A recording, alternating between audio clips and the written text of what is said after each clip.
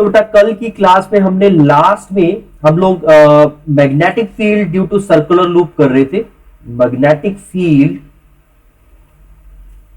Due to circular loop, circular current carrying loop, current carrying loop. हम कल ये वाला पार्ट कर रहे थे बेटा। ओके, और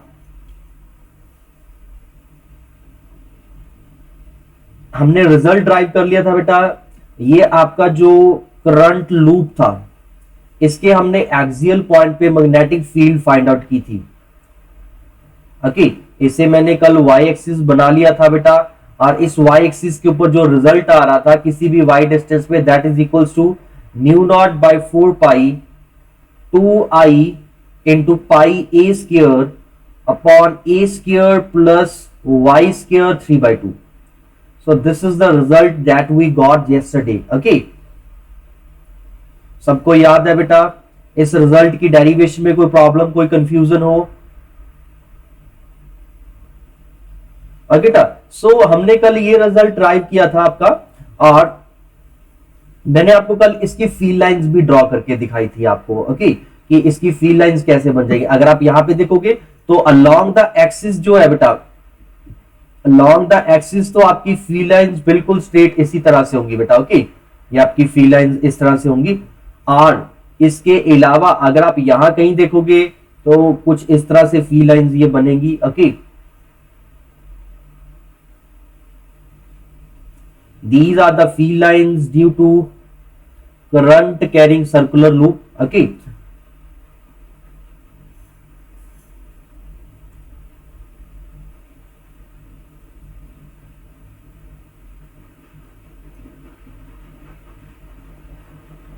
जैसे इलेक्ट्रिक फील्ड लाइंस होती हैं बेटा, वैसे ही मैग्नेटिक फील्ड लाइंस होती हैं। ओके, करंट कैरिंग लूप के अराउंड जहां पे भी करंट कैरिंग कंडक्टर है वहां पे आपको हमेशा मैग्नेटिक फील्ड लाइंस नजर आएंगी। ओके, ये मैग्नेटिक फील्ड लाइंस बेटा हमेशा क्लोज लूप बनाती हैं। जैसे देखो क्लोज लूप का मतलब क्या होता है, इनका कोई एंड और स्टार्ट पॉइंट नहीं है बेटा। ओके, अब यहाँ पे हमने एक इंपॉर्टेंट बात करनी है बेटा, ये बहुत इंपॉर्टेंट बात है, याद रखिए। जैसे आपको इलेक्ट्रिक डायपोल पढ़ा था बेटा, वैसे ही मैग्नेटिक डायपोल होता है। क्या होता है बेटा? मैग्नेटिक डायपोल होता है। मैग्नेटिक डायपोल और यू कैन से बार मैग्नेट, दोनों एक ही चीज होती है बेटा। बार मैग्नेट और मैग्नेटिक डायपोल दोनों में क्या होता है बेटा, जितनी आपको 10th की नॉलेज है वही नॉलेज यहाँ पे मैं यूज कर रहा हूं बेटा। बार मैग्नेट या मैग्नेटिक डायपोल में क्या होता है बेटा, नॉर्थ एंड साउथ पोल होता है। एक तरफ नॉर्थ पोल होता है, एक तरफ साउथ पोल होता है। इलेक्ट्रिक डायपोल में एक तरफ प्लस क्यू चार्ज, दूसरी तरफ माइनस क्यू चार्ज। सिमिलरली जैसे उसमें चार्ज होते हैं, इसमें बेटा क्या होते हैं, पोल्स होते हैं। Okay, north and south pole opposite poles है, तो इसे मैग्नेटिक डायपोल बोल देते हैं बेटा। ओके, और इसके जब डेरिवेशन करते हो मैग्नेटिक डायपोल के लिए, इसके एक्सियल पॉइंट पे, इसके एक्सियल पॉइंट पे जब आप डेरिवेशन करते हो तो रिजल्ट आपका आता है mu naught by 4 pi 2m upon R cube, 2m upon let say Y cube. Y cube का मतलब इसके सेंटर से वाई डिस्टेंस पे कहीं पे भी आपने अगर मैग्नेटिक फील्ड निकालनी है। अब ये रिजल्ट बेटा हम लोग ड्राइव करेंगे आगे चल के, और अगर आपने बेटा इसका आइडिया लेना कि कहां से आया है, याद मेरे को कैसे रहता है, देखो बेटा आप इलेक्ट्रिक डायपोल वाला रिजल्ट देखो। इलेक्ट्रिक डायपोल वाला रिजल्ट क्या था एक्सियल पॉइंट पे, electric field due to electric dipole at axial point 1/4 pi epsilon. तो 1/4 पाई एप्सिलॉन की जगह म्यू नॉट बाय 4 पाई आ गया। यहां पे था 2p बाय, वहां पे r क्यूब, क्योंकि इस डिस्टेंस को हम r बोल रहे थे, y क्यूब आ जाएगा नीचे। तो m और p, यहां पे p का मतलब क्या था बेटा, इलेक्ट्रिक डायपोल मूवमेंट। यहां पे p का मतलब क्या था, इलेक्ट्रिक डायपोल मूवमेंट। तो बेटा देख सकते हो आपकी मैथमेटिकल एक्सप्रेशन बिल्कुल सेम है। ओके, मैथमेटिकल एक्सप्रेशन बिल्कुल सेम है। ये किसके लिए था बेटा, इलेक्ट्रिक डायपोल के लिए। ये किसके लिए है बेटा, ये है मैग्नेटिक डायपोल के लिए। अगर ये मैग्नेटिक डायपोल के लिए तो यहाँ पे m का मतलब क्या हो जाएगा बेटा, m का मतलब हो जाएगा magnetic dipole movement, magnetic dipole movement. Okay बेटा, सो इस तरह से अब ये ऊपर वाला रिजल्ट मैंने नीचे वाले रिजल्ट से याद किया हुआ एक तरह से, और इस रिजल्ट को भी आप ड्राइव करोगे आगे चल के। अब बेटा बट ये रिजल्ट मैं यहां पे क्यों लिख रहा हूं, इसका क्या कारण है?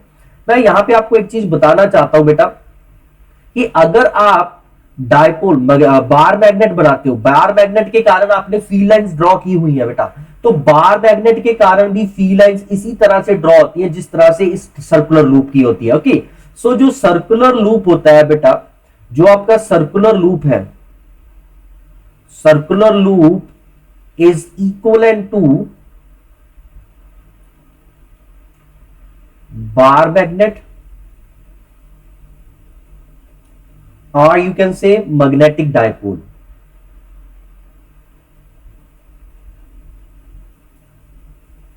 ऐसा क्यों लिख रहा हूं बेटा मैं? क्योंकि अगर आप इन दोनों का रिजल्ट कंपेयर करोगे बेटा, ओके, ऑब्वियस सी बात है, इसी रिजल्ट में जो ये रिजल्ट लिखा हुआ है आपका, इस रिजल्ट में अगर मैं ए की वैल्यू बहुत स्मॉल मान लूं बेटा, ए की वैल्यू को काफी स्मॉल कंसिडर कर ले हम लोग, तो क्या होगा, ए की वैल्यू को अगर हम काफी स्मॉल कंसीडर करें तो क्या होगा, ये रिजल्ट क्या बन जाएगा बेटा आपका, इसकी क्या एक्सप्रेशन क्या आ जाएगी?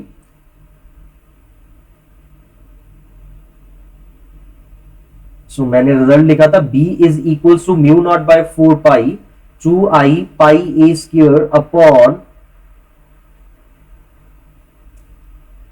ए स्क्वायर प्लस वाई स्क्वायर 3/2। यहां पे ए का मतलब है इसका रेडियस बेटा। ओके, ए का मतलब क्या था, इसका रेडियस। सो यहां पे अगर मैं ए को काफी स्मॉल मान लेता हूं बेटा y के कंपैरिजन में, क्योंकि यहां पे भी शॉर्ट डायपोल के लिए लिखा हुआ है, डायपोल की लेंथ काफी स्मॉल है, तो b का रिजल्ट क्या बन जाएगा, this will be equals to mu naught by 4 pi 2 I pi a square upon y cube बन जाएगा बेटा। ओके, और इस चीज को अगर मैं m बना दूं, इसे मैं m कंसिडर कर लूं, ओके बेटा, तो b क्या बन जाएगा, b इज इक्वल टू आ जाएगा mu naught by 4 pi 2m bye Y cube. सो यहां पे m का मतलब क्या है बेटा, i into pi a square, मतलब i into area of loop. Pi a square का मतलब क्या है बेटा, इस लूप का एरिया। तो this result and this result are exactly same. So दोनों क्या है बेटा, bar magnet and circular loop, दोनों एक जितनी मैग्नेटिक फील्ड क्रिएट कर रहे हैं from their centre at the axial point, and दोनों की मैग्नेटिक फील्ड लाइंस जब ड्रॉ की गई तो ये अप्रोक्सीमेटली सेम आई बेटा। तो इस वजह से हम लोग लिख रहे हैं कि जो सर्कुलर लूप है that is equivalent to bar magnet, and its की मैग्नेटिक डायपोल मूवमेंट क्या होगी, magnetic dipole movement of circular loop, circular loop m is equals to क्या रहेगा बेटा, I current into area A। Okay बेटा, और you can say I into pi a square, और इसका यूनिट क्या बन जाएगा, m का यूनिट क्या बन जाएगा, करंट इंटू एरिया का मतलब क्या आ जाएगा, एम्पियर मीटर स्क्वायर। ओके, ये इसका क्या हो गया, यूनिट हो गया बेटा, ऐसा यूनिट हो गया ये बेटा इसका। ओके, तो ये चीज क्लियर है बेटा यहां से। ओके, कल हमने एक डेरिवेशन की थी बेटा लास्ट क्लास में, जिसमें हमने ये रिजल्ट ड्राइव किया था, ये वाला रिजल्ट ड्राइव किया था। ओके, इस रिजल्ट को बेटा अगर मैं ए को काफी स्मॉल मानूं तो ये रिजल्ट ये बन जाता है, और इस रिजल्ट को जब कंपेयर किया गया with the magnetic field due to bar magnet, and these results are same, exactly same.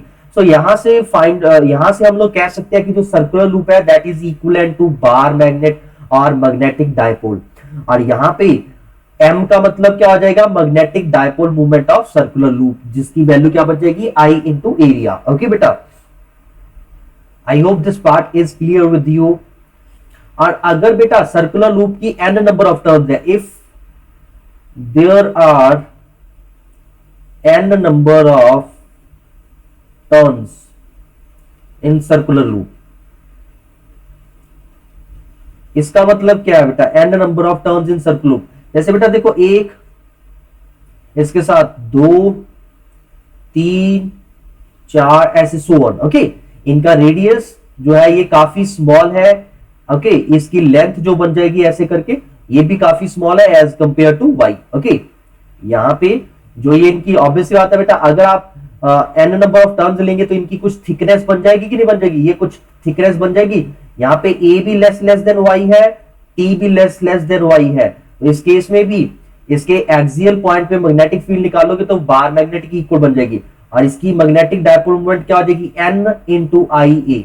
Okay बेटा, n टाइम्स मल्टीप्लाई हो जाएगा। n का मतलब यहाँ पे क्या है, नंबर ऑफ टर्न्स। ओके, तो इस तरह से बेटा ये एक बार मैग्नेट की तरह ही बिहेव करती है। अब next most important thing is that कि इसका साउथ पोल नॉर्थ पोल क्या है फिर। तो देखो बेटा, इसको इस तरह से याद रखना है आपने। आपको जिस तरफ से करंट एंटी क्लॉकवाइज डायरेक्शन में दिखे, अगर करंट आपको एंटी क्लॉकवाइज में डायरेक्शन में दिख रहा है तो then it behave as north pole. Okay, anti clockwise north pole, and similarly if current is in clockwise direction तो फिर आपको ये किसकी तरह बिहेव करेगा बेटा, ये किसकी तरह बिहेव होता नजर आएगा, साउथ पोल की तरह बिहेव होता नजर आएगा, क्लॉकवाइज। फिर ये किसकी तरह बिहेव करेगा बेटा, साउथ पोल की तरह बिहेव करेगा। ओके बेटा, ये फी लाइंस ड्रॉ करने में बहुत ही हेल्प करेगा, अगले वाले चैप्टर में भी ये काम आएगा। ओके, जैसे ये लूप है बेटा, अब अगर आप इधर से देख रहे हो, let's say your I is on this side, और इधर से आपको ये लूप में करंट ऐसे फ्लो होता हुआ नजर आ रहा है, तो अभी अगर आप ध्यान से देखोगे बेटा, इसमें एक कंफ्यूजन हमेशा रहती है। जैसे उन्होंने एरो यहां पे लगा दिया बेटा, अभी मोस्टली समझ नहीं आता कि ये करंट क्लॉकवाइज कंसीडर करें या एंटी क्लॉकवाइज कंसीडर करें। ओके, तो आपने हमेशा ऐसे देखो कि अगर इधर से देखोगे तो ये करंट देखो बेटा, ये क्या है आपका, इधर से देखने पे क्या है, एंटी क्लॉकवाइज है। ओके, और अगर दूसरी तरफ से देखोगे बेटा, क्लॉकवाइज दिखेगा। ओके, जब बेटा आप एक सर्कुलर लूप कंसिडर करके देखोगे, अगर आप अपनी तरफ से देखोगे, आपको अगर क्लॉकवाइज दिख रहा है तो दूसरी तरफ से वही करंट एंटी क्लॉकवाइज नजर आएगा। तो इधर से देखने पे ये एंटी क्लॉकवाइज नजर आ रहा है और इधर से देखने पे ये क्लॉकवाइज नजर आएगा, उल्टा हो जाता है बेटा। ओके, ये आपके देखने का नजरिया होता है। तो इसका मतलब क्या है, इधर वाली साइड नॉर्थ की तरह बिहेव करेगी, इधर वाली साइड साउथ की तरह बिहेव करेगी। तो इधर से फी लाइन एंटर करके बेटा, इधर से फी लाइंस क्या है, लीव कर जाएंगी आपकी। ओके, आपने पढ़ा ही हुआ है, फी लाइंस जो होती है साउथ पोल में इनवर्ड जाती है और नॉर्थ पोल में आउटवर्ड जाती है। ओके, तो ये फी लाइंस में एरो किस तरफ ड्रॉ करना है, दैट टोटली डिपेंड्स अपॉन कि करंट कैसे फ्लो कर रहा है। ओके, सो आपने देखा यहाँ पे कि करंट जब राइट से देखा तो करंट क्या है बेटा, एंटी क्लॉकवाइज। इसको क्या नजर आ रहा है, एंटी क्लॉकवाइज। तो एंटी क्लॉकवाइज का मतलब है जो फेस इसकी तरफ है वो नॉर्थ की तरह बिहेव करेगा, तो इसकी तरफ जो फेस है वहां से फी लाइंस बाहर को निकलेंगी बेटा, लीव करेंगे इस लूप को। और अगर इस तरफ से देखेंगे तो इस तरफ से देखने पे, दूसरी तरफ से देखने पे करंट क्या हो जाएगा बेटा, क्लॉकवाइज। मतलब इस तरफ लेफ्ट साइड से ये साउथ पोल की तरह बिहेव करेगा। तो मतलब एक ही लूप है, वही लूप की भले जितनी बहुत निग्लिजिबल थिकनेस है, still it behave as a bar magnet, बहुत छोटा सा बार मैग्नेट की तरह बिहेव कर रहा है ये पोल, नॉर्थ साउथ एंड ये नॉर्थ। ओके बेटा, क्लियर है ये चीज। तो ये फी लाइन जब आप ड्रॉ कर लोगे, क्योंकि एरो किस तरह से ड्रॉ करना है, दैट टोटली डिपेंड्स अपॉन कि इस लूप के अंदर करंट कैसे फ्लो कर रहा है बेटा। ओके, तो आप किस तरफ से देख रहे हो उसके अकॉर्डिंग बताना होता है आपने बेटा। ओके, इधर से देखने पे एंटी क्लॉकवाइज है तो यहां से फी लाइंस बाहर निकलेंगी। अगर इधर से एंटी क्लॉकवाइज है, एग्जैक्टली ऊपर से ऑपोजिट डायरेक्शन से देखोगे तो क्लॉकवाइज नजर आएगा बेटा। आप ये एक्सपेरिमेंट भी करके देख सकते हो। आप अपने सामने किसी भी इंसान को बिठा के आप अपने फिंगर्स को अगर एंटी क्लॉकवाइज घुमाओगे तो वो जो आपके सामने बैठा हुआ है उसे वही चीज क्लॉकवाइज नजर आएगी। ओके, ये बेटा देखने का सेंस है, डायरेक्शन ऑफ विजन है आपका, अलग अलग नजर आता है दोनों तरफ से। तो जिस तरफ से एंटी क्लॉकवाइज फ्लो हो रहा नजर आएगा उस तरफ नॉर्थ पोल और दूसरी तरफ आपका साउथ पोल। ओके बेटा, तो ये आपका मैग्नेटिक फील्ड थी ड्यू टू सर्कुलर लूप। इस सर्कुलर लूप में मैंने आपको एक चीज और बता दी है कि हम इस सर्कुलर लूप को बार मैग्नेट के इक्वल कंसीडर कर सकते हैं बेटा। ओके, और इसकी मैग्नेटिक डायपोल मूवमेंट कितना होगा, I इंटू ए। ओके बेटा, यहां पे मैं आपको एक और चीज करवाना चाहूंगा, एक क्वेश्चन कह लो या इसे मतलब एक डेरिवेशन कह लो। जैसे आपसे कोई पूछ ले मैग्नेटिक डायपोल मूवमेंट ऑफ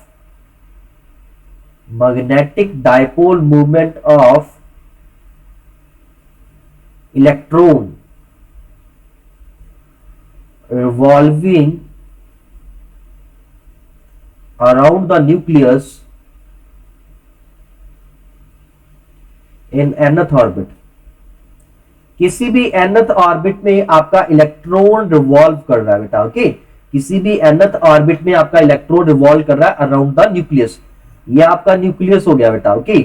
और इसके अराउंड आपका एक इलेक्ट्रॉन रिवॉल्व कर रहा है बेटा, ओके।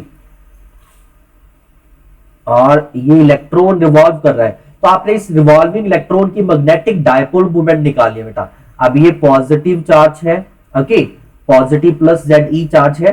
तो अब ये इलेक्ट्रॉन अगर यहाँ पे v वेलोसिटी से चल रहा है बेटा, लेट्स से ये इलेक्ट्रॉन v वेलोसिटी से चल रहा है और इस ऑर्बिट का रेडियस जो है दैट इज r। इस ऑर्बिट का रेडियस क्या है बेटा, r है। तो हमने लेट कर लिया बेटा, let electron revolves around the nucleus, revolves around the nucleus with velocity v, with velocity v in a circular orbit, in a circular orbit of radius r, in a circular orbit of radius r, अगेटा। सो अभी सबसे पहले ये electron charge particle है बेटा, तो charge on electron कितना होता है, E के इक्वल होता है। अगर मैं यहाँ पे बताऊं कि करंट कितना क्रिएट हो रहा है इस लूप में बेटा, ओके, तो current in the circular loop कितना आ जाएगा बेटा, करंट इन सर्कुलर लूप। तो करंट का फॉर्मूला क्या आता है, चार्ज अपॉन टाइम होता है कि नहीं होता, E अपॉन टी आ जाएगा कि नहीं आ जाएगा। और इस टी का मतलब लेट से एक time period to complete one revolution है बेटा। तो time taken to complete one revolution क्या आ जाएगा, टाइम का फॉर्मूला क्या होता है, डिस्टेंस कितना ट्रेवल किया 2πr अपॉन वेलोसिटी क्या उसकी v। सो ये हमारे पास क्या आ गया बेटा, करंट आ गया है इन द सर्कुलर लूप। अब मुझे निकालना है magnetic dipole movement, okay. So magnetic dipole movement का फॉर्मूला अभी हमने किया है बेटा, magnetic dipole movement, magnetic dipole movement of electron, magnetic dipole movement of electron.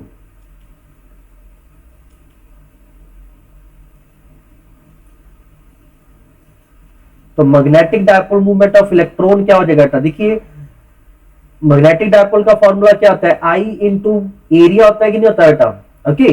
Current अभी हमने कैलकुलेट किया है that is equals to EV upon 2πr and area क्या हो जाएगा बेटा, πr स्क्वायर। इस लूप का एरिया कितना हो जाएगा बेटा, ओके। ये एक तरह से आप ऐसे कंसीडर कर सकते हो, वायर कंसीडर कर सकते हो, इस जिस वायर के अंदर एक इलेक्ट्रॉन रिवॉल्व कर रहा है, okay. This is equivalent to, इस तरह से अगर आपने एक वायर कंसीडर करी है, इस वायर के अंदर एक इलेक्ट्रॉन मूव कर रहा है बेटा, ओके। एक इलेक्ट्रॉन है यहाँ पे, ओके, ये इलेक्ट्रॉन मूव कर रहा है विद वेलोसिटी v, ओके, और ये रेडियस r है। तो लूप का एरिया क्या हो गया, πr स्क्वायर हो गया कि नहीं हो गया बेटा। सो दैट्स व्हाई हमने ये रिजल्ट लिख लिया। तो यहां से बेटा ये पाई कैंसिल आउट हो रहा है, ये एक r कैंसिल आउट हो गया, रिजल्ट क्या बच गया, half EVr। So this is the magnetic dipole movement of an electron around the nucleus, revolving around the nucleus। तो एक इलेक्ट्रॉन अगर न्यूक्लियस के अराउंड रिवॉल्व कर रहा है with velocity v and radius r, okay ta, you can write its magnetic dipole moment as half EVr, okay। You can do one thing more। अभी आपने chemistry में बोहर्स एटॉमिक मॉडल पढ़ा होगा बेटा, according to Bohr's postulate. आप इसके आगे भी कर सकते हो बेटा, वो क्या, according to Bohr's postulate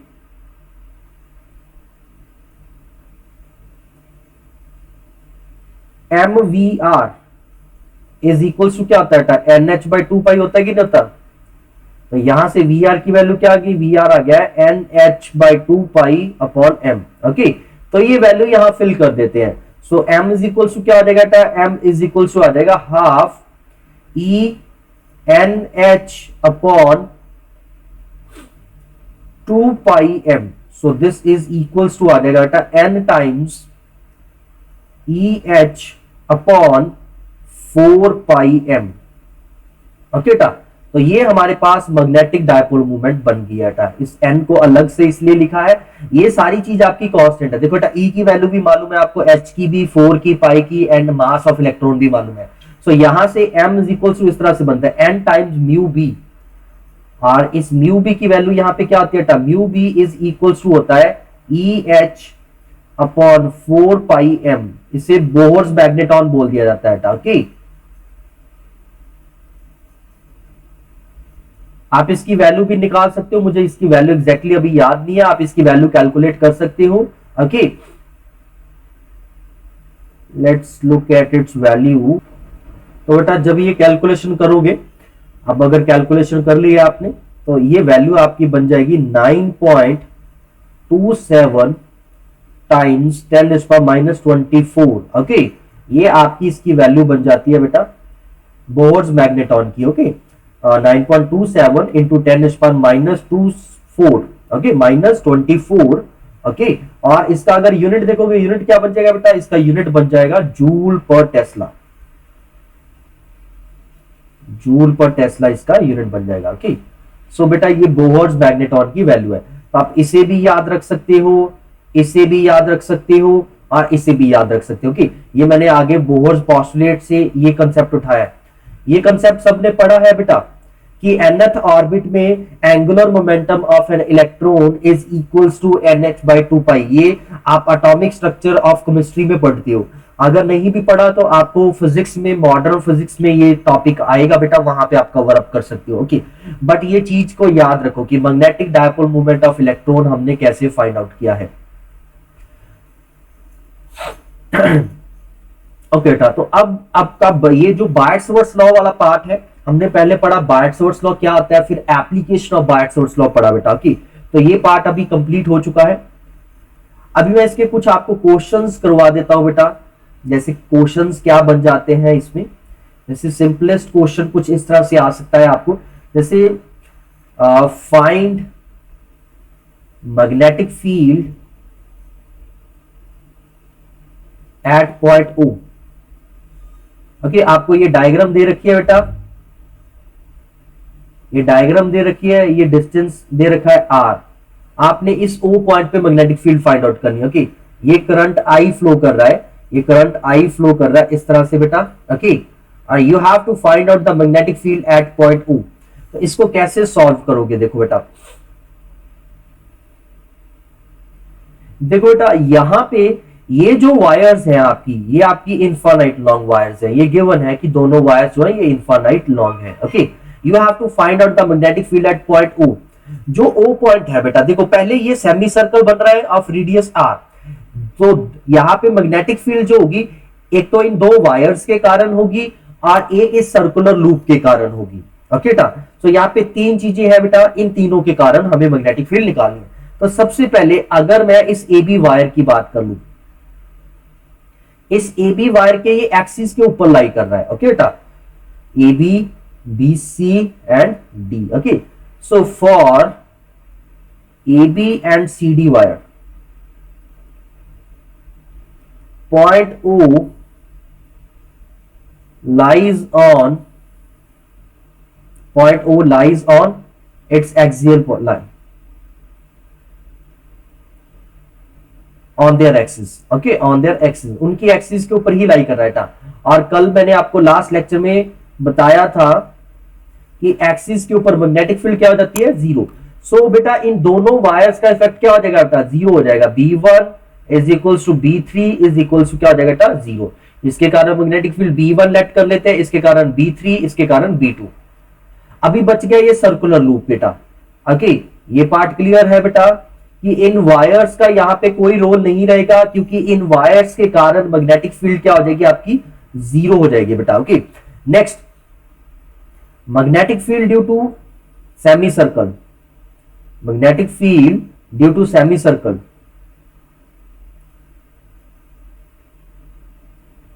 semi circle के कारण मैग्नेटिक फील्ड क्या होगा, B2 इज इक्वल टू, बेटा रिजल्ट कल याद करवाया था, mu naught by 4 pi I upon radius of loop into क्या बोला था बेटा, जितना सेंटर पे एंगल सब्सटेंड करेगा। तो बेटा अगर आप देखोगे सेमी सर्कल है तो सेमी सर्कल सेंटर पे कितना एंगल सब्टेंड करता है 180 डिग्री। और 180 डिग्री लिखना क्या लिखना है बेटा पाई रेडियन, पाई की फॉर्म में आंसर आना चाहिए। ओके तो ये आंसर क्या आ जाएगा म्यू नॉट अपॉन 4 पाई। अच्छा पाई से पाई ये कैंसिल आउट हो गया बेटा, तो रिजल्ट क्या आ गया हमारे पास mu naught I upon 4r। तो this is our final answer. So net magnetic field यहां पे क्या आ जाएगा बेटा, net magnetic field B2 is equals to क्या आ जाएगा बेटा mu naught I upon 4r। Okay बेटा, सो ये नेट मैग्नेटिक फील्ड है एट पॉइंट O। और इसकी डायरेक्शन अगर शो करना चाहोगे, डायरेक्शन क्या होगी बेटा, देखो करंट कैसे जा रहा है, करंट ऊपर से जिस तरफ से आप देख रहे हो ये करंट किस तरफ जा रहा है बेटा, क्लॉकवाइज डायरेक्शन में जा रहा है कि नहीं जा रहा है, ये क्लॉकवाइज डायरेक्शन में जा रहा है, तो ये साउथ पोल की तरफ बिहेव करेगा, तो मैग्नेटिक फील्ड लाइंस इनवर्ड जाएगी, पेपर के अंदर को जाएगी परपेंडिकुलर। अगर आप ऐसे नहीं सोचना चाहते आप राइट हैंड रूल लगा के देखो बेटा, यहाँ पे अगर आप अपने राइट हैंड का थंब यहाँ पे टेंजेंशियल इस डायरेक्शन में पॉइंट करोगे तो इस O पॉइंट की तरफ जब फिंगर्स रखोगे तो वो पेपर के इनवर्ड जा रही है बेटा। आप अभी ट्राई करके देख सकते हो। If anyone is not getting this result please let me know here what's happening. You can do it like this, that if current is in clockwise direction then this will behave as south pole, and we know from south pole magnetic field lines entered, okay, और entered into the board आ जाएगा। सो ये field lines क्या हो जाएंगे बेटा perpendicular to paper आ जाएंगे कि नहीं आ जाएंगे बेटा, perpendicular to paper and inward आ जाएंगे बेटा, अंदर को जाएंगे ये फील्ड लाइंस। ओके ये इनकी क्या आ गई बेटा, ये आपकी डायरेक्शन आ गई है। आप इस डायरेक्शन को ऐसे भी लिख सकते हो, इस तरह से भी लिख सकते हो बेटा। ओके आपको जो भी अच्छा लगता है। और ये क्यों हुई है बेटा, आप राइट हैंड रूल जो मैं कल बताया था वो भी कर सकते हो, जो आज मैंने लूप्स के लिए आज साउथ एंड नॉर्थ पोल कैसे फाइंड आउट करते हो वो वाला कंसेप्ट लगा के भी कर सकते हो। And you can find that in both the way answer is same, that is field lines are entering into the paper. बेटा सबने यहां पे अभी चेक कर लो बेटा, अपने थंब को इस तरफ पॉइंट करो, इस तरफ जिस तरफ ये टेंजेंशियल डायरेक्शन में करंट की डायरेक्शन अगर यहाँ पे फाइंड आउट करनी है तो मुझे टेंजेंट ड्रॉ करना पड़ेगा। तो इस तरफ थंब रखोगे तो यहाँ पे आप अपनी फिंगर्स को देखो, फिंगर्स आपकी अंदर को जा रही होंगी बेटा। ओके सो एक क्वेश्चन बेटा ये हो गया है। एक ऐसा ही और क्वेश्चन करवा देते हैं आपको। इसमें बहुत सारे क्वेश्चन ऐसे ही बनते हैं बेटा, ये वायर्स दे देते हैं आपको, डिफरेंट कॉम्बिनेशन बना देते हैं और इनके कारण आपने मैग्नेटिक फील्ड निकालनी होती है बेटा। ओके जैसे आपके पास ये है एक कंसेप्ट, आपके पास एक स्केयर है बेटा। ओके ABCD स्केयर है,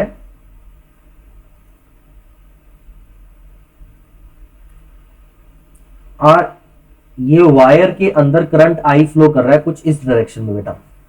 देखो आपने centre point of circular loop के ऊपर मैग्नेटिक फील्ड निकाला था, अभी मैं आपको फाइंड आउट करके दे रहा हूं magnetic field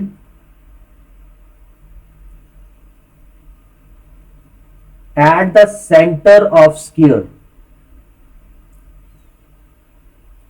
centre of sphere. Okay हम लोग क्या कर रहे हैं, स्फीयर के सेंटर पे मैग्नेटिक फील्ड फाइंड आउट करने की कोशिश करते हैं बेटा। मैं कोई भी चीज नई नहीं करूंगा बेटा, जो हमने कल किया है उसी को ही यूज करूंगा। अब यहां पे बेटा क्या है, ये क्वेश्चन वो बच्चे कर सकते हैं जिन्हें स्केयर की प्रॉपर्टीज याद है। 9th क्लास में क्वाड्रिलेटरल चैप्टर होता है आपका, उसमें ये स्केयर की प्रॉपर्टीज बताई जाती है बेटा। तो स्केयर की प्रॉपर्टी क्या होती है, सबसे पहले square of side A, square की साइड आपको क्या दे दी बेटा, उन्होंने ए दे दिया है। ओके तो अब कैसे इस क्वेश्चन के साथ डील करोगे, कैसे सॉल्व करोगे इस क्वेश्चन को। तो देखो बेटा यहां पे अगर आप देखोगे, यहां पे स्केयर जो है ये 4 स्ट्रेट वायर्स को मिलके बना है बेटा। Okay AB wire, BC wire, CD wire and DA wire. मैं अगर AB वायर के कारण निकालूं पहले, ओके फिर ऐसे BC वायर, फिर CD एंड DA वायर, तो चारों वायर्स के कारण नेट मैग्नेटिक फील्ड निकाल लेंगे। ओके उनका फाइनली वेक्टर सम कर देंगे। तो सबसे पहले हम लोग यहां पे क्या करते हैं बेटा, magnetic field due to AB wire निकालते हैं। Magnetic field at point O due to wire A B. तो बेटा ये आपका क्या हो जाएगा, B1 लेट कर लेते हैं, B1 विल बी इक्वल्स क्या रहेगा बेटा। अभी कल हमने रिजल्ट, पहले तो ये इनफाइनाइट लॉन्ग स्ट्रेट कंडक्टर नहीं है बेटा, ये फाइनाइट स्ट्रेट कंडक्टर है। तो क्या रिजल्ट होता था, म्यू नॉट बाय 4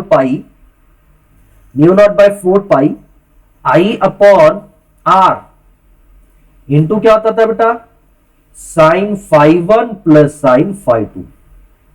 ये रिजल्ट कल ड्राइव किया था बेटा। अभी मुझे आर की वैल्यू चाहिए, φ1 φ2 की वैल्यू चाहिए। आप अभी अपनी कॉपीज में नोट्स में देखो बेटा, कल हमने आर का मतलब क्या लिखा था, आर का मतलब था इस ओ पॉइंट का इस वायर से परपेंडिकुलर डिस्टेंस।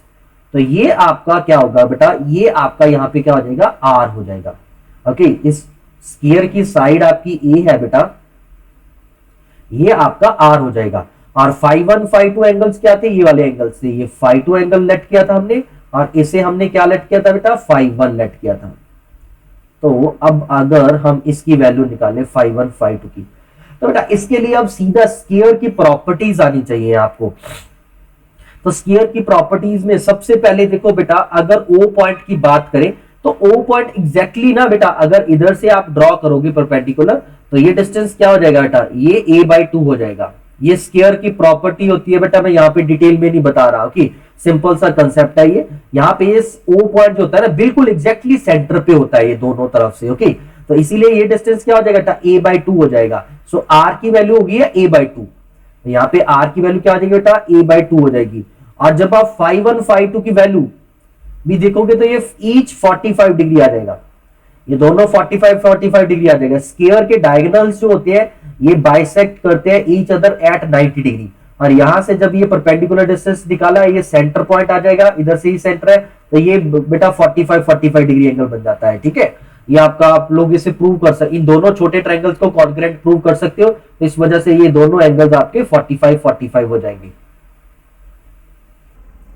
सो अब आगे क्या हो जाएगा बेटा, अब इनकी वैल्यूज अगर डालेंगे तो b1 की वैल्यू क्या बन जाएगी, b1 is equal to mu naught by 4 pi I upon, यहां पे आ जाएगा बेटा a/2, तो 2 ऊपर ले जाते हैं, और यहां पे क्या आ जाएगा बेटा, sine 45 plus sine 45, and we know sine 45 का मतलब क्या आता है, 1/√2, so 1/√2 plus 1/√2, and we know this will become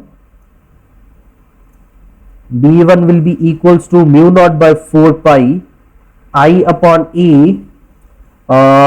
this will be 2/√2 और this will be √2, okay, this will become √2, so into क्या आ जाएगा, 2√2, यहाँ पे मल्टीप्लाई क्या आ जाएगा बेटा, 2√2 आ जाएगा। ओके, एंड इसकी मैग्नेटिक फील्ड की डायरेक्शन, अभी देखो बेटा, अगर आप अपना थंब ऐसे ऊपर को पॉइंट करते हो तो यहाँ पे फिंगर्स जो इस तरफ है, फिंगर्स क्या इनवर्ड जा रही है बेटा, फिंगर्स क्या है, इनवर्ड जा रही है, तो यहाँ पे मैग्नेटिक फील्ड की डायरेक्शन क्या आ गई बेटा, इनवर्ड आ गई है।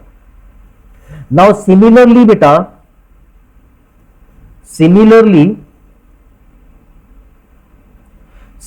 देखो बेटा, magnetic field due to BC CD and AD exactly same है बेटा, क्योंकि सिमेट्री बन रही है। ये वाला डिस्टेंस इसके लिए भी R होगा, ये एंगल्स 45 होंगे, तो एक बार के लिए कर लिया बेटा। तो similarly B2 is equals to B3 is equals to B4, और डायरेक्शन भी सेम है बेटा। अगर आप देखोगे यहां पे थंब इस तरफ पॉइंट करो, फिंगर्स अंदर को जा रही है, यहां पे थंब नीचे को पॉइंट करो तो फिंगर्स नीचे को जा रही है। ओके, तो फिंगर्स इनवर्ड जा रही है, तो इन तीनों की डायरेक्शन भी इनवर्ड है, और इन तीनों का मैग्नीट्यूड भी B1 के ही इक्वल है बेटा।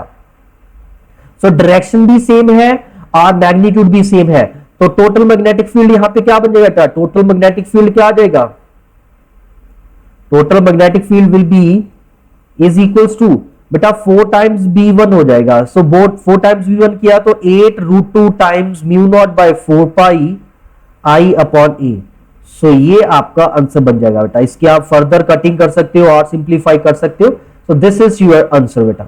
ओके, सो आपने स्क्वायर लूप के कारण एक तरह से ये मैग्नेटिक फील्ड निकाली है। ओके, सर्कुलर लूप के कारण निकाला था, आज स्क्वायर लूप के कारण भी हमने निकाल लिया है बेटा। ओके, स्क्वायर लूप के कारण भी निकाल लिया, and this result came out to be 8√3 into mu naught upon 4 pi I upon a. Okay, और ये सीधा 4 टाइम्स क्यों कर दिया बेटा, क्योंकि 3 वेक्टर्स है, तीनों वेक्टर्स इनवर्ड डायरेक्शन है। एक तरह से आप ये बोल सकते हो कि इनवर्ड का मतलब है नेगेटिव जेड एक्सिस में जा रहे हैं, let's see, okay, perpendicular to paper, तो नेट मैग्नेटिक फील्ड की डायरेक्शन भी इनवर्ड होगी। बेटा ये डायरेक्शन में से कैसे निकाली है, ये मैं राइट हैंड रूल लगा रहा हूं यहाँ पे बेटा।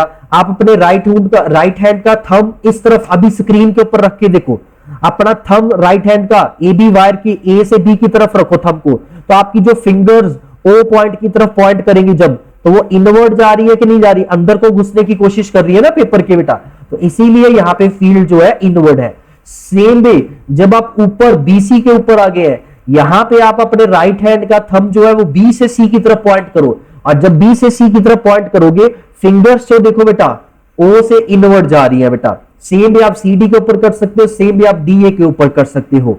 ओके, इस तरह से हमें पता चला है कि चारों वेक्टर्स की डायरेक्शन सेम है बेटा। तो जब चारों वेक्टर्स की डायरेक्शन सेम हो तो सिंपली उन्हें उनके मैग्नीट्यूड्स को ऐड करके टोटल सम आ जाए, टोटल मैग्नीट्यूड आ जाएगा, और डायरेक्शन भी सेम रहेगी जो इंडिविजुअल फील्ड की है। ओके, अगर इनमें से कोई आउटवर्ड होती और कुछ इनवर्ड होती तो फिर हम क्या करते, जो आउटवर्ड होती उनके आगे प्लस साइन, जो इनवर्ड होती उनके आगे माइनस साइन, और फाइनली अगर आपका आउटपुट प्लस आ जाता तो नेट मैग्नेटिक फील्ड आउटवर्ड हो जाती, और अगर फाइनल आउटपुट इनवर्ड हो जाता तो मैग्नेटिक फील्ड नेगेटिव आ जाती, तो मैग्नेटिक फील्ड इनवर्ड हो जाती बेटा। ओके, डायरेक्शन के लिए आपने राइट हैंड रूल यूज करना है।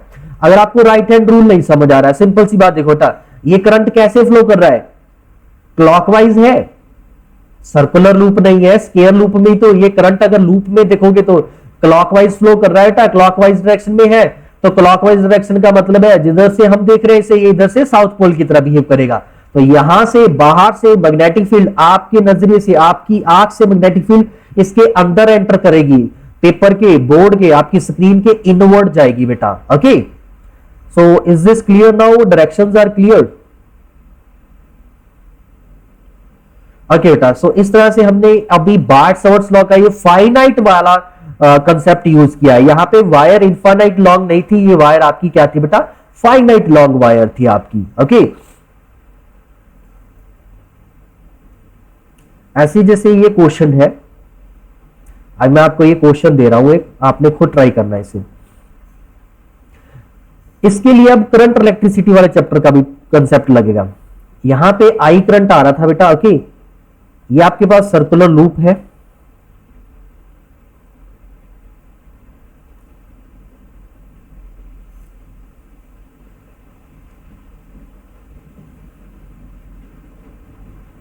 जिस तरह से, और यहां से करंट बाहर लीव कर रहा है, और ये है ओ पॉइंट। आपने मैग्नेटिक फील्ड निकालनी है ओ पॉइंट के ऊपर बेटा, magnetic field at point O, O point के ऊपर बेटा आपने मैग्नेटिक फील्ड निकालनी है। तो किस तरह से निकालेंगे हम लोग मैग्नेटिक फील्ड, ओके, ये मैं करके दिखा रहा हूं आपको। मैं आपको एक और क्वेश्चन दूंगा, तो देखो बेटा यहां पे क्या होगा, इस पॉइंट पे आके देखिए, यहां पे magnetic field at point O and wire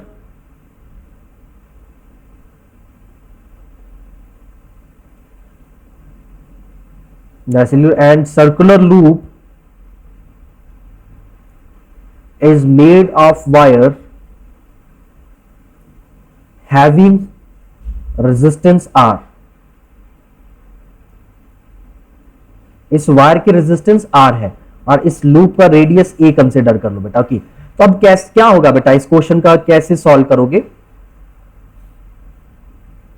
देखिए बेटा, सबसे पहले इन दोनों वायर्स के कारण ओ पॉइंट पे मैग्नेटिक फील्ड कुछ नहीं होगा, क्योंकि ये ओ पॉइंट इनकी एक्सिस के ऊपर लाई कर रहा है बेटा। नेक्स्ट थिंग इज, अभी इस पॉइंट के ऊपर आके, ए पॉइंट के ऊपर आके करंट यहां पे आपका डिवाइड हो जाएगा, I1 करंट ऊपर चला जाएगा और I2 करंट नीचे चला जाएगा बेटा। ओके, क्योंकि अब ये अगर पूरी रेजिस्टेंस R है तो R/2 रेजिस्टेंस ऊपर हो गई, R/2 रेजिस्टेंस नीचे हो गई है बेटा।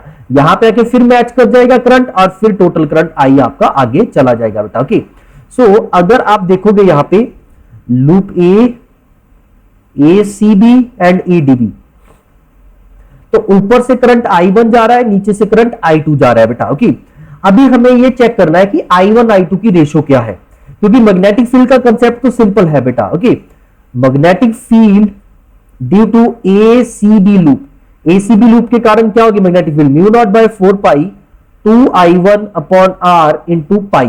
पाई क्यों है? क्योंकि बेटा सेमी सर्कल है ये, तो ये कैंसिल आउट होके ये क्या बन गया है, ये भी सॉरी यहां पे 2 नहीं आएगा, सो ये क्या बन जाएगा बेटा, म्यू नॉट बाय 4i1/r।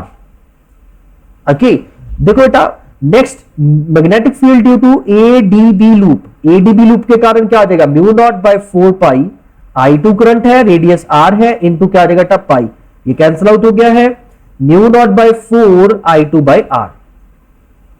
सो अगर मुझे नेट मैग्नेटिक फील्ड निकालनी है बेटा, इनकी डायरेक्शन भी मालूम होनी चाहिए।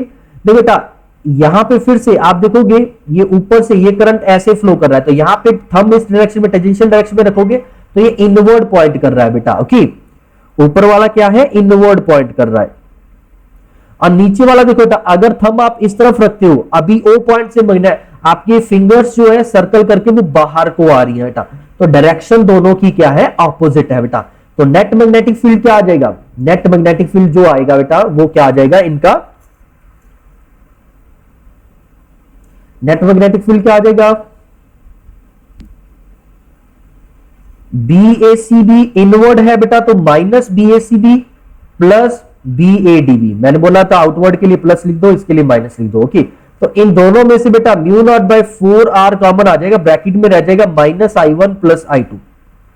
डायरेक्शन समझ आ गई सबको, ऑपोजिट क्यों है बेटा, ऊपर देखोगे तो करंट क्या है, ऐसे जा रहा है बेटा, और नीचे वाले लूप में देखोगे करंट ऐसे जा रहा है, ऊपर वाले में क्लॉकवाइज है, नीचे वाले में एंटी क्लॉकवाइज है। ओके बेटा, सो अगर आपको एंटी क्लॉकवाइज नहीं, कुछ ना करो बेटा, यहां पे टेंजेंशियल डायरेक्शन में ऐसे टेंजेंट डायरेक्शन में थंब रखो, और इस ओ पॉइंट फिंगर्स बेटा देखो कई बार बच्चे यहां पे फिंगर्स इधर रख लेते हैं, आपके राइट हैंड का थंब इधर पॉइंट करना चाहिए और फिंगर्स थंब के नीचे को होनी चाहिए। जब यहां पे चेक करोगे बेटा तो राइट हैंड का थंब इस तरफ होना चाहिए और फिंगर इसके ऊपर को होनी चाहिए बेटा। ओके, आपके राइट हैंड इस तरह से, जब यहां पे चेक करोगे ना इस तरह से राइट हैंड होना चाहिए आपका, ये फिंगर्स इस तरह से ऊपर होनी चाहिए आपकी। ओके, और जब यहां पे चेक करोगे बेटा थंब इस तरफ होगा और फिंगर्स नीचे को होंगी आपकी। अभी फिंगर्स आपने क्योंकि कहां रखनी होती है बेटा, फिंगर्स आपने वहां पे रखनी होती है जहां पे आपका पॉइंट है, जहां पे आप मैग्नेटिक फील्ड निकाल रहे हो बेटा। ओके,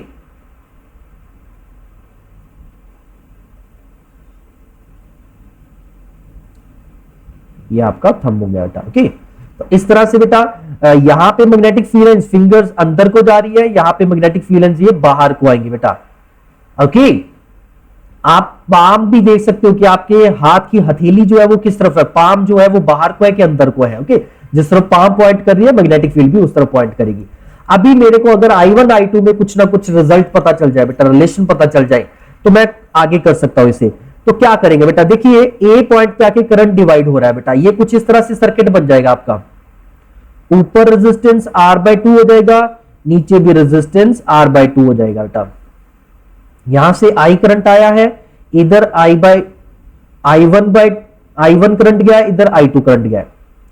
आपको याद होगा मैंने ये बताया था बेटा, ये दोनों पैरेलल में है तो वोल्टेज सेम रहेगा। अगर दोनों पैरेलल में है, वोल्टेज सेम है, तो बेटा ये जो करंट होता है ये करंट किस रेशियो में डिवाइड हो जाता है, current divides in the ratio inversely proportional to resistance. Inversely proportional to resistance यहां पे कोई लेना देना ही नहीं है बेटा, क्योंकि दोनों रेजिस्टेंस क्या है, सेम है, R/2 है, तो ये कैंसिल आउट हो गया। यहां से क्या प्रूव हो रहा है कि I1 is equals to I2 हो रहा है बेटा। तो जब I1 I2 इक्वल प्रूव हो रहा है तो ये रिजल्ट क्या बन जाएगा बेटा, 0। सो नेट मैग्नेटिक फील्ड क्या आ गया बेटा, आपका 0 आ गया है ओ पॉइंट पे। ओके, अब आपने जो क्वेश्चन करना है वो ये करना है, इसी क्वेश्चन को मैं मॉडिफाई कर रहा हूं, इसी क्वेश्चन को, क्वेश्चन में क्या कर दिया मैंने,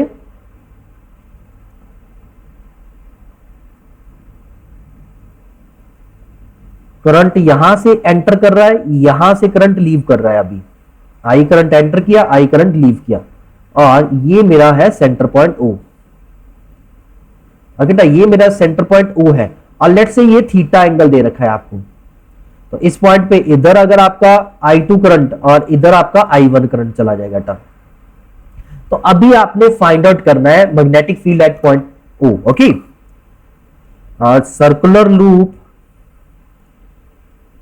of radius R, radius A ले लो, radius A is made of wire of resistance R। तो टोटल रेजिस्टेंस आर है बेटा यहां पे भी, ओके, पूरे लूप की रेजिस्टेंस आर है, of resistance R. Find the magnetic field at its centre, उसके सेंटर के ऊपर आपने मैग्नेटिक फील्ड फाइंड आउट करनी है। अभी बेटा यहां पे रेजिस्टेंस सेम नहीं होगी, जैसे R/2 लिख लिया है, ऊपर रेजिस्टेंस R1 है, नीचे रेजिस्टेंस क्या होगी बेटा R2 होगी। ये आपका I करंट आया है, I करंट ही वापस चला गया है बेटा, ओके। यहां पे I1 करंट जा रहा है, I2 करंट जा रहा है। पहला कंसेप्ट तो यहां पे वही लग जाएगा बेटा कि I1/I2 will be equals to R2/R1, एक कंसेप्ट ये लगेगा। दूसरा कंसेप्ट यहां पे क्या लगेगा, हमें बेटा रेजिस्टेंस अगर याद हो, ये वायर का क्रॉस सेक्शन एरिया आप अगर ए लेट कर लो, इस वायर का cross section area A let कर लो, तो R1 को क्या लिख सकते हो, R1 इज इक्वल टू लिखा जा सकता है रो L1/A, और R2 को क्या लिखा जा सकता है, क्योंकि बेटा वायर तो नीचे भी उसी मटेरियल की है, रो L2 और एरिया नीचे भी वही होगा क्योंकि सेम थिकनेस है। एरिया बेटा ये एरिया नहीं बोल रहा मैं अभी, area cross section area of wire. L1 L2 का मतलब क्या आ जाएगा, L1 मतलब हो जाएगा ये सर्कमफ्रेंस, और L2 का मतलब क्या आ जाएगा, ये सर्कमफ्रेंस। अब आपने मैथमेटिक्स यूज करके L1 L2 की वैल्यू निकाल लेनी है, यहां से इनका रेशो, और फिर I1 I2 की वैल्यू आ जाएगी, फिर आपने इन्हें पुट कर देना उसी फॉर्मूला में बेटा दोबारा से, ओके। आपका नेट मैग्नेटिक फील्ड क्या होगा, that will be equals to mu naught, जो अभी निकाला था result, mu naught by 4R, यहां पे क्या आ गया था -R1 plus R2, sorry -I1 plus I2, okay. ये रिजल्ट बना था ना पिछले क्वेश्चन बेटा, तो पिछले क्वेश्चन में तो I1 I2 इक्वल आ गए थे बेटा। अभी यहां पे क्या बन रहा है ये चेक करना है आपने बेटा। और एक चीज और, सॉरी यहां पे ये रिजल्ट नहीं बनेगा, क्यों नहीं बनेगा, क्योंकि यहां पे सेंटर पे पाई एंगल ही ना सब्सटेंड कर रहा, सॉरी ये मैंने ऐसे लिख दिया, गलत लिख दिया बेटा। आपको वैसे ही अलग अलग वैसे पहले करना पड़ेगा बेटा, फिर आपको वैल्यू पुट करनी पड़ेगी, ओके। तो मैं ये आपके लिए छोड़ रहा हूं बेटा, आपने करना है ACB, इधर D पॉइंट मान लो, पहले की तरह करना है बेटा, ACB के लिए निकालो फिर ADB के लिए निकालो, ओके। और फिर ये दो रिजल्ट्स मैंने हिंट सारा दे दिया बेटा, क्वेश्चन ऑलमोस्ट सॉल्व हो गया है, आपने जस्ट बेटा इसको सिंप्लीफाई करना है। ये दो फॉर्मूलाज यहाँ पे यूज हो जाएंगे, बाकी दो फॉर्मूलाज पहले वाले वही है जो आपके पिछले क्वेश्चन में लगे थे बेटा, ओके। सो आज के लिए इतना ही है बेटा। तो आपका बायट-सवर्ट्स लॉ वाला सारा पार्ट खत्म हो गया, तो अभी जितने भी बायट-सवर्ट्स लॉ बेस्ड क्वेश्चंस हैं वो आप सब ट्राई कर सकते हो, ओके। सो बाकी नेक्स्ट क्लास में करते हैं।